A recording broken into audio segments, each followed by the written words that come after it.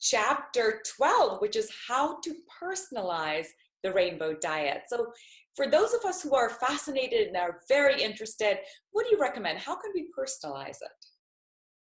You know, there are so many ways that you can slice and dice the rainbow diet. And I like to give some suggestions in the book as to how you can do that, because there's not just one way for everybody. I do believe that everybody is so different, their needs are different. So, one of the easy ways of what people can do, and this is nice because it's kind of like touring through every color. So, you can do a 7-day rainbow diet where the first day you focus on red, and you really make a focus on those red colored foods that I mentioned in the book. Second day orange, third day yellow, fourth day green, fifth day aquamarine or blue green, sixth day indigo, and then seventh day white. So you could do kind of a nice long week immersion. I've done that with my community several times where we dive right into the different colors, and it really makes you aware even what you're wearing, where you're surrounded by colors, you know, for that day, really just going deep into those colors. It's very fun what colors can do for us.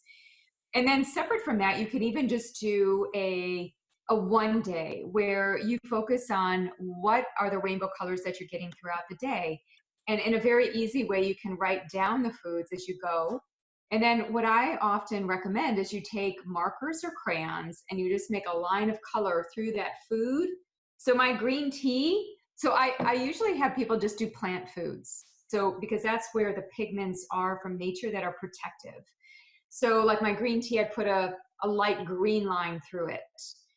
For lunch, right before I got on the call with you, I had some asparagus, radicchio, and had another vegetable. Yeah, I had a little bit of broccoli.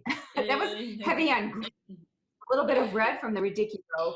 So I would put green, and a little bit of red or like a burgundy color. So at that point of the day, if I looked at that and said, oh my gosh, I've got so much green, I need to start getting some blue purple. I need some healthy white foods. I need some red, some orange, some yellow. So it's a good sign for people to move through and see what they're taking in as they go through their day. I think it's such a fabulous way to get kids involved in health and eating and meal planning, by the way. I'm definitely planning on getting my 13-year-old, who's having her very rebellious, I want to eat pizza and chocolate milk phase, and seeing maybe I can incorporate this into her where we can start using yellow stickies to say, okay, what colors have you had today? What are you missing? And that's what we're going to do for dinner. I just absolutely love what you've done with the concept of colors, by the way. Now, clarification. Just to gamify it, right? So kids like some kind of game, or you have something on the refrigerator with circles, and I've already created something like this, and so there's kind of like that checking off. And even for her with her pizza, there's a way to make a rainbow pizza. So making sure we get the red bell pepper sauces, the orange, whatever she likes, great red, idea. Yellow.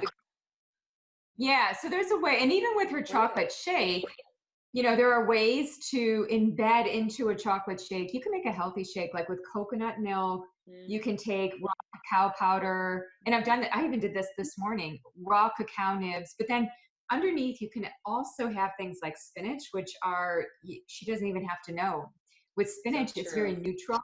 You get in there and you blender it, and it just blends in with all the other fibers and whatever else you've got in there.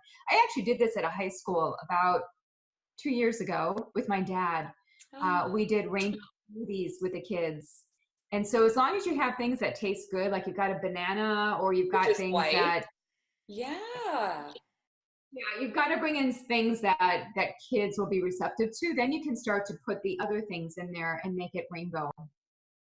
What a brilliant idea. Just to clarify, if we were to do the 7 days, one dominant color at a time, does that mean that that's the only color, or what percentage of the food needs to be red? So is it 80-20, 90-10? Talk a little bit about the percentages. Yeah, I try not to make it too analytical. So what I try to do is just say, just focus on red foods for that day. So for breakfast, if you can get a red food, for lunch, if you can get a red food, and then for dinner, some kind of red food too. So, again, I don't want people to get too mired down. I do have recipes that coincide with the colors. So if they say, what could I have for my red root? And then you can go to the recipe section of the book and then look for the red root recipes. So if you're at a loss of what could I do on those days, you can easily find some ideas. Or, if you're making an omelet or scrambled eggs for breakfast as an idea, just tossing in some red, having a little Got bit it. of raspberry. This morning I had strawberries as my red.